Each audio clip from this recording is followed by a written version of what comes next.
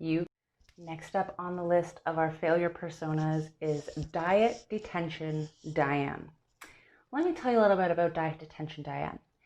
Diet Detention Diane is the mean parent and also the screaming toddler. It is the persona of wanting to do something and telling yourself no. It's saying, I really want to eat ice cream.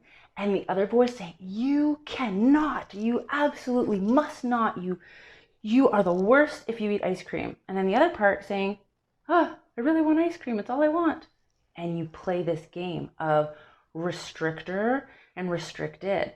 And this inner conflict of wanting things, feeling this mass shame for the want, telling yourself no in a very strong way, and then rebelling against yourself again and doing it. When we are doing this, it is creating a very strong sense of distrust in our own ability to succeed. When we are the restrictor and the restricted, we don't know who we are.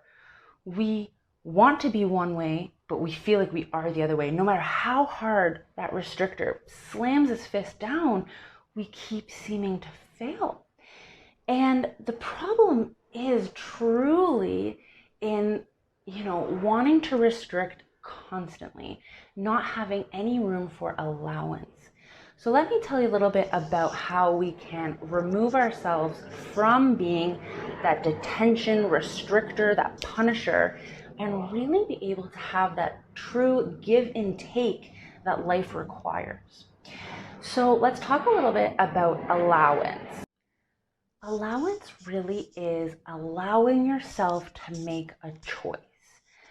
And this can become a real issue for people who have, a lot of issues with hurting people's feelings or, that fear of missing out, wanting to be included. Let me give you an example. Let's say it's your friend's birthday tonight, okay? And you are on a diet and you're trying to better yourself because you have a vacation next week and you want to look great on your vacation. And your friend says to you, I want you to come eat chicken wings and beer with me. That's my birthday wish. That's all I want. And the other part of you says, okay, I want to be a really good friend and I want to do what she's asking, but I also want to not do that because I have this vacation next week that I really want to look good for and I'm dieting. So you kind of hit this split in the road where you must make a choice, okay? And here is what I want you to say to yourself is, I am allowed to choose either. And either choice does not make me a bad person. If I choose to stay on my diet and not go to my friend's birthday, that is a choice that I'm making. That doesn't mean anything about me. Doesn't make me a bad friend. It just makes me a person who made that choice to better themselves. And if I choose to go hang out with my friend and eat chicken wings and drink beer, that is also a choice. And again, it doesn't mean that you're a good friend or a bad dieter or a good dieter.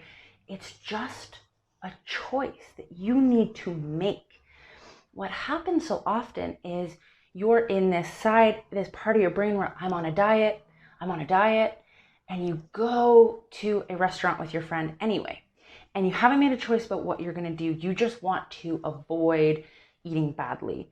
And you show up to this restaurant and you're unprepared and you don't know what to do and you panic and people pressure you to drinking this beer and you drink it and then you feel like shit. You're like, I can't believe that I did this, right? So the true, skill that you need to develop is choosing before, having that allowance before you go to the restaurant.